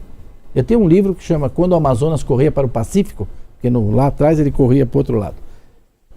E que eu conto essa história como Portugal, né, desde o século XVI até chegar no Tratado de Madrid em 1750, toda a política da coroa portuguesa para se apropriar dessa região que não era portuguesa nem de direito, porque estava para cá de Tordesilhas, nem de fato, porque os espanhóis chegaram muito antes dos portugueses lá, o Pinzon chegou lá, né? Então você teve políticas. O Império Brasileiro teve política para a Amazônia, né? Dom Pedro tem essa famosa carta dele lá para a Condessa na França dizendo: os ingleses estão pedindo para pôr um porto e fazer navegação, mas eu não vou deixar. Seria bom, mas se eu deixar vai virar uma Hong Kong e eu não tiro mais eles de lá. E depois o holandês vai fazer também, etc. Então você olha, sempre teve política, né? Os militares, né? A última política para a Amazônia, dizendo o que nós vamos fazer com ela, foi o Sarney, o programa Nossa Natureza, que criou o IBAMA, etc. Tem 25 anos isso. De lá para cá não tem política para a Amazônia. E qual deve ser a política para a Amazônia? Eu acho que a política para a Amazônia, um plano para a Amazônia, né? Isso. Ele deveria, eu acho, caminhar com duas pernas, né? A primeira é você anualmente, não é, informar a situação. Nós temos que publicar um livro branco, assim, anualmente, The State of Brazilian Rainforest, The State of Brazilian Amazon. Você publicar todo ano, por exemplo, em setembro, o Dia da Amazônia, o governo coloca disponível os dados da Amazônia. Mas não só os dados do quadro natural, não só os dados da chuva, da vegetação, também do quadro agrário. Quer dizer, os índios, os parques nacionais, as reservas, os quilombolas, os assentamentos de reforma. A situação que está isso. Depois a situação da agricultura. Eu quero chegar para responder a sua pergunta. O que a gente produz na Amazônia, para quem, o que, está aumentando, diminuindo, certo? Depois a situação da infraestrutura na Amazônia, quer dizer, energia elétrica. E quem deve montar esse plano? O governo. O governo. Certamente o governo federal, com a colaboração vários do Estado. ministérios. Mas assim, você não... Hoje, as pessoas publicam fragmentos sobre a Amazônia. Um fala disso, um fala do índio, outro fala... Mas quem pode... Não tem coordenação. Não tem. Você não tem uma visão sistemática. Se a gente sistematicamente, você não precisa nem condenar, nem justificar os dados. Os dados são esses, olha. Os dados da Amazônia são esses, os dados socioeconômicos, dados de infraestrutura, todos os dados, né? Não só um quadradinho, o conjunto. Deveria haver um relatório, enfim, alguma forma do país apresentar ele, oficialmente. Isso é dado oficial, é dado público, não é dado de um grupo, de alguém que deduziu, não. É o dado. Nós não temos. Se você quiser saber a situação da Amazônia, vamos supor que você fala, eu vou querer saber qual é a situação hoje da Amazônia. Vai na internet. Você consegue saber quantos agricultores tem na Amazônia? Você consegue saber quantos tem título, não tem título? Você consegue? Não tem, tá tudo... Isso não caberia ao conselho, presidido pelo... Acho que eles estão indo caminhando um pouco nesse sentido. E a segunda coisa é ter um plano. Então esse plano poderia ser montado. Eles também estão trabalhando um pouco nesse sentido, mas a gente precisa ter urgentemente. Mas ainda não há plano para a Amazônia. Não há. Porque se você disser, olha, nos próximos 5 anos nós vamos fazer isso, em 15 anos vamos fazer isso, em 30 vamos fazer isso. Pronto. Falar isso, né? Lá na Europa o cara pode achar que é pouco, que é muito, discordar, mas está discutindo o seu plano. Você mostrou que você tem um plano. Ele pode discordar, pode colaborar, pode ajudar. Mas nós não explicamos para o mundo. A única coisa é assim, não, a Amazônia é nossa, você defende, etc. e tal. Mas acho que falta mesmo da nossa parte, né, da parte do país, eu digo, não é só deste governo, até dos governos anteriores. Quer dizer, o país, a nação, precisa mostrar qual é a situação, né, da forma mais objetiva possível, né, menos manipulada possível, os dados da Amazônia, regularmente, né, os dados da Amazônia, com qualificação, qualificando esses dados. E segundo, qual é o plano que ela tem para a região, o grande plano, para onde ela vai, né, para onde nós vamos. Isso seria uma credencial para a gente... o Brasil, né, liderar as discussões sobre agronegócio e sustentabilidade no mundo? Acho que esse é um dos elementos, mas eu queria responder então a pergunta dele ali, que é pertinente. Quer dizer, qual é a importância da agricultura na Amazônia para o agronegócio brasileiro? Nenhuma, né? A agricultura da Amazônia, no bioma Amazônia, ela é irrelevante. É menos de 3% da nossa agricultura. A única coisa que tem alguma expressão lá é a pecuária, né? Mas tirando a pecuária, o resto é irrelevante. A pecuária representa quanto por cento? Mais ou menos uns 28%. Mas é uma pecuária que fornece para o mercado interno, essencialmente. Então, hoje a agricultura da Amazônia é irrelevante para o agro. Por isso que o agronegócio se vê como vitimado, porque ele não está usando a Amazônia para produzir soja, produzir milho, para exportar açúcar, tudo está sendo atacado pela questão da Amazônia, né? Tentando vincular ele ao desmatamento da Amazônia, quando não tem vínculo nenhum com isso, né? Agora, para a Amazônia, essa agricultura é essencial, porque na Amazônia você tem quase 800 cidades. Quem é que fornece leite, café, feijão, arroz, fruta, hortaliça? Quem que fornece para 750 cidades da Amazônia? Quem que fornece? Os agricultores de lá, os pequenos agricultores, os caras que estão lá. Então, essa agricultura é irrelevante para as exportações brasileiras, para o agronegócio. Ninguém tem que expandir soja na Amazônia, ninguém está defendendo isso, né? Mas a existência dessa agricultura é fundamental, porque é ela que abastece os centros urbanos, uma população, né, de 27, 28 milhões de habitantes que tem na Amazônia. E ela representa quanto por cento do território nacional? Essa agricultura? A Amazônia. A Amazônia, o bioma Amazônia é metade, vamos dizer, arredondando 49, alguma coisa. Quer dizer, metade do Brasil é o bioma Amazônia, 49%. Nossa. Esse bioma, hoje, 84% está com vegetação nativa. 84%, segundo a Embrapa. Segundo a ZONG, até mais um pouquinho, certo? Então, 84% é vegetação. Mas você tem grandes superfícies de água. A largura do rio Amazonas, do rio Tapajós. Estou falando de grandes extensões de água, né? Quando você pega essa água, Tucuruí, as represas, Balbina, etc., Samuel, quando você junta, a água dá uns 2%. Então, 86% da Amazônia É ambiente natural. Quer dizer, a visão que se tem no exterior é completamente equivocada. Completamente equivocada. Você está dizendo. Mas o quanto que nós apresentamos? Por isso que eu volto à questão de ter um relatório da State of Brasília, a situação. Onde é que está isso?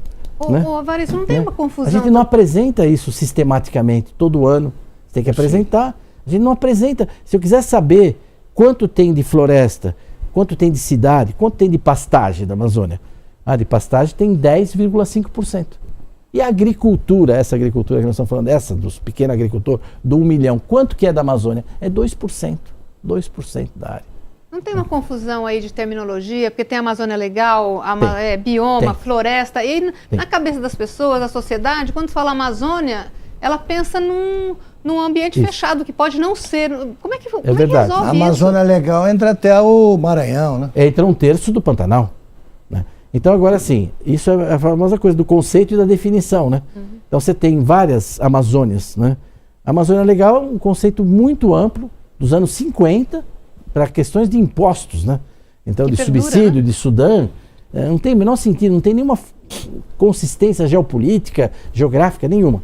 Eu defendo, eu e os pesquisadores e as ONGs também, todo mundo defende de trabalhar com o conceito de bioma. Quer dizer, o bioma Amazônia. Tem o bioma Cerrado, tem o bioma Amazônia. O bioma Amazônia é 49% da Amazônia, está muito bem delimitado, né? É o bioma. E o bioma é essencialmente as florestas. Agora, é importante também falar dessa complexidade, porque mapeado, com um mapa, só de florestas, tem 26 tipos de floresta na Amazônia, mapeados. 26 tipos. E na sua opinião, por que as pessoas confundem manejo florestal com desmatamento, até hoje? Não sei. Será que elas até sabem o que é manejo florestal? Acho que nem sabem. Não sabem. A maioria nem sabe, acho que não. A imprensa também não está entendendo nada. E não procura saber também, né? Não, você não vê muito pouco esforço, né?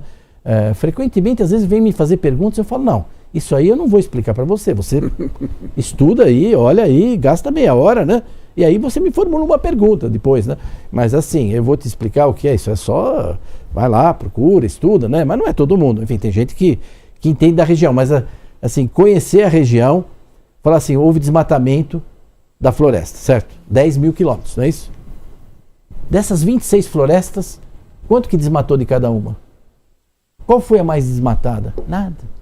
Ninguém qualifica nada no desmatamento. A mídia não qualifica. Pergunta para a mídia desse número, quanto foi no Pará? Só isso. Quanto foi no Pará? Quanto foi no Acre? Quanto foi no Rondônia? Só isso. Esse número, os 10 mil, foi na Amazônia. Quanto foi no Pará, no Acre? E como é que isso evoluiu? Todos cresceram juntos?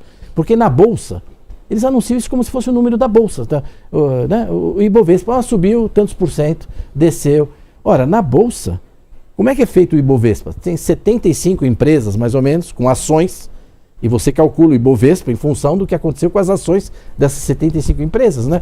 E as pessoas, se 10 empresas subiu muito as ações, setor de base, isso aí vai puxar o resto, né? Os investidores analisam por que o índice da Bolsa subiu, desceu, 75 compõe isso. A gente não analisa o número da Amazônia. Agora, interessa, esses números equivocados, eles interessam a concorrentes, nações concorrentes, né? E a quem mais? Eu não sei, mas certamente quem quer denigrir a imagem brasileira, você vai usar, né? Você vai usar essas informações. Agora, eu sempre me preocupo mais como cientista, como pesquisador, né? De quem deve fazer o bom uso, né? Existem dados, informações. Então eu me preocupo mais de questionar a falta de um relatório sobre a situação da Amazônia, a falta de um plano da Amazônia, porque tem gente que está lá no papel dele, de disputa de comércio, de ideologia, do que o cara pensa, tem direito, né? Porque quando a imprensa aqui, nós sabemos. Eu fui já várias vezes para a Amazônia, eu acho que eu não entendo nada de Amazônia. Conheço a região razoavelmente. Mas é muito raro eu encontrar um jornalista que tenha visitado uma vez, como turista que fosse, a Amazônia. E quando ele visita, ele desce, por exemplo, em Porto Velho, Negro, ele desce em algum lugar, das Águas, aluga um carro, com o fotógrafo, se for, e vai pegar uma estrada, vai andar 100 km, 200, vai fazer um pedaço da Transamazônica. Então ele vai ver o que está acontecendo do lado da estrada. Ele vai ver o quê? Vai ver fogo, vai ver desmatamento, ele vai ver isso. Mas basta você voar um pouquinho e é só mato que não acaba mais, né? Quem anda de avião vendo, vê, né? Agora, descer num lugar, pegar um carro e andar uma estrada, você está longe. Mas a realidade, ela é muito bem conhecida hoje na Amazônia. Muito circunstanciada. Eu falei, Do 1 milhão de agricultores, nós temos uma coordenada geográfica de cada um. Tem o CAR, né, o cadastro de mais de 500 mil. Então não é esse caos. A gente sabe onde eles estão, como eles estão, e são demandas muito diferentes. Mas poucas pessoas dizem o que você diz, por exemplo. E você está dizendo que as informações estão disponíveis. Muita gente sabe disso. Por quê? Os que conhecem esses dados não fazem uso deles. Pois é, acho que é uma dificuldade que nós tivemos nos últimos anos do Estado brasileiro ter política para a região acima dos interesses ministeriais. Porque o Ministério do Meio Ambiente vai olhar o meio ambiente, tá certo. O Ministério da Agricultura vai olhar a agricultura. O Ministério da Infraestrutura vai olhar a infraestrutura. Isso é normal. Mas sempre havia uma instância supraministerial, né? Não é planejamento no sentido estatal, não é isso. Não. Mas um plano dizendo, ó, por aqui a gente vai ali, né? Esse plano, ele é simples. Eu dividiria esse plano em 3 só. Primeira parte é o seguinte, as áreas preservadas. 84% da Amazônia, 84%. O que nós vamos fazer disso? Qual que é a nossa intenção com isso? Né? Nós temos tanto por cento, já é parque. Tanto... Então, primeira parte do plano, as áreas intocadas, vamos dizer assim. Eu tenho que ter um plano para isso. Né? Depois, eu tenho do outro lado as áreas consolidadas, onde a agricultura está há 300 anos, há 250 anos na Amazônia. Está lá há 200, 300 anos em muito lugar. Então, ou há 50 anos, ou há 100 anos, ou há 70 anos. Então, as áreas consolidadas de agricultura, regularização fundiária, levar assistência técnica, eliminar a queimada. Eu tenho um plano para essas áreas. Não quero que isso, não é que isso vai exportar, nada. Eu quero, né, essa agricultura tem esse perfil, eu quero ajudar. Segunda parte do plano, as áreas consolidadas. Depois tem uma terceira parte do plano, que é uma faixinha muito pequena, que é o conflito, as áreas de fronteira, onde essas duas coisas estão se...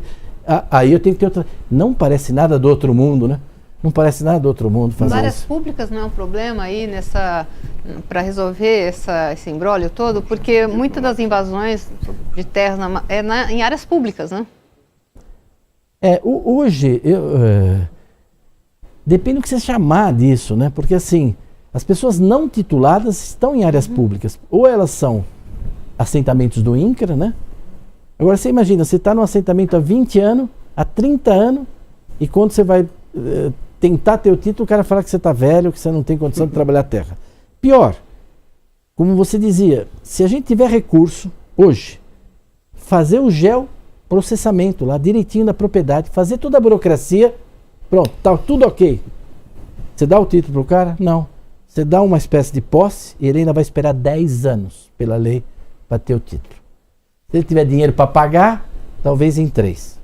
Só aproveitando, puxando a sardinha aqui para o meu lado, florestas plantadas, o setor de florestas plantadas tem hoje cerca de 10 milhões de hectares de florestas plantadas e preserva 60% dessa área toda.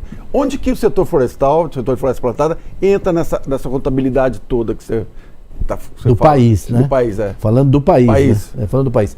O setor florestal brasileiro é invejável. Nós temos o IBA, nós temos vários órgãos, é invejável. Quer dizer, a atuação deles é uma atuação invejável. É claro que é um setor de capital, né? Intensivo em capital, né? Mas mesmo assim ele aprendeu nos últimos anos a trabalhar com pequenos. E hoje você tem floresta plantada com pequeno agricultor. Eles resistiam a isso. Hoje não, em São Paulo, você vai em Monte Alegre do Sul, em Serra Negra, e os pequenos agricultores têm lá áreas de eucalipto, num consórcio variado, depende, a geometria é variável, mas até o setor florestal grande aprendeu a trabalhar com pequenos, então mantém florestas em pequenos agricultores, né? Então acho que é um setor que aprendeu muito. Agora, ele não pode projetar, né, a performance dele e exigir isso do resto da agricultura, né? Porque o resto da agricultura não é o setor florestal, né? Não tem agricultor no Brasil que possa esperar 4, 5 anos para começar a ter algum lucro. O cara planta arroz e feijão no ano. 7, né? Você tá falando, ó, 7 anos. Planta floresta, tá bom, 7 anos eu fico esperando, né? E isso está ligado ao resto, à infraestrutura. Na Amazônia, por exemplo, se falou muito de agrofloresta. Se fez um grande programa para cupuaçu. Cupuaçu é importante, é uma fruta que faz sorvete, faz um monte de coisa, né? Os agricultores plantaram. Só que o cupuaçu, quando você colhe, você tem que pôr na geladeira, certo? Não tinha energia elétrica, né? Então você vê o cara olhando só a agricultura, não olha a infraestrutura, a armazenagem. Por isso que eu falo que esse estado da Amazônia, você tem que mostrar a infraestrutura, eletrificação, armazenagem, estrada, voltando a falar, educação. É o conjunto. uma análise do conjunto. 3 minutos. Voltando a falar então, do seu plano, aí doutor Roberto Rodrigues fala que falta estratégia para o Brasil, né? A água agora é commodity lá nos Estados Unidos. A gente precisa de uma estratégia urgente? Eu acho que a gente está tentando agora, né, sob pressão na Amazônia. O Conselho da Amazônia ele busca ter uma visão estratégica. Agora, o papel da inovação é essencial. É graças à tecnologia agrícola que nós estamos mantendo todas essas áreas preservadas, estamos produzindo cada vez mais, não é? Cuidando bem dos solos, cuidando da água, né? A agricultura brasileira hoje é invejada no mundo, né? É o top em matéria de preservação, certo? A gente não usa adubo nitrogenado na soja, os Estados Unidos usam, a gente faz simbiose. Então, a inovação tem um papel essencial. Aí dentro, a Embrapa e também as universidades, a inovação privada, etc. Sem inovação é sinônimo. Eu diria em conclusão que, para mim, sustentabilidade, inovação e competitividade é sinônimo. Se você não é competitivo, você morre. Varisto, né? Nós temos 2 minutos, vou fazer a última pergunta. Como é que foi o desempenho do agronegócio no ano da pandemia, se foi muito prejudicado, e o que podemos esperar de 2021? Não, o agro não parou, né? Não. Quase pararam o agro. Mas foi graças à atuação, essencial. A ministra Tereza Cristina teve um papel essencial, né, nisso também. Quer dizer, ela tem ajudado muito a agricultura brasileira, tem tido uma atuação muito eficaz e o agro não parou. Então, não foi tão afetado assim. Pelo contrário, nós crescemos. Foi o único setor que gerou emprego, gerou riqueza, cresceu aí pelo menos uns 8% cresceu, né, durante a pandemia, né, e assegurou para as pessoas alimento em casa, né, assegurou para eles algodão para fazer máscara, certo? Assegurou para eles celulose, papel para fazer roupa, para tudo. Quer dizer, então o agro ele participou também, né, dessa pandemia. Álcool, né, no começo, aquela coisa, agora todo mundo, quer dizer, as pessoas, o quanto o setor foi capaz de atender durante a pandemia, porque ele não parou, não teve local nesse setor. Até houve tentativa, mas ele não parou. E nos lugares que concentrava mais gente, como plantas processadoras de carne, os problemas que aconteceram foram controlados. Acho que a perspectiva para o ano que vem é de continuar crescendo com tecnologia. Não é expandindo, não é desmatando, é crescendo verticalmente, integrando, né, as áreas com tecnologia. A gente vai continuar, não tem jeito. Bem, o programa Direto ao Ponto vai chegando ao seu fim. Antes de tudo, eu agradeço a presença do Evaristo de Miranda. Muito obrigado, Evaristo. Eu que agradeço. Muito obrigado pelas informações, uma aula sobre agronegócio, sobre a Amazônia e outros tópicos aí. Pouco conhecidos, né, ou desconhecidos deliberadamente.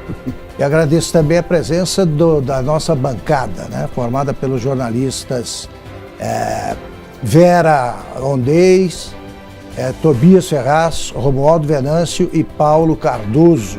Nosso programa está disponível em todas as plataformas do Grupo Jovem Pan. Muito obrigado pela audiência e até a próxima segunda, às 9h30 da noite.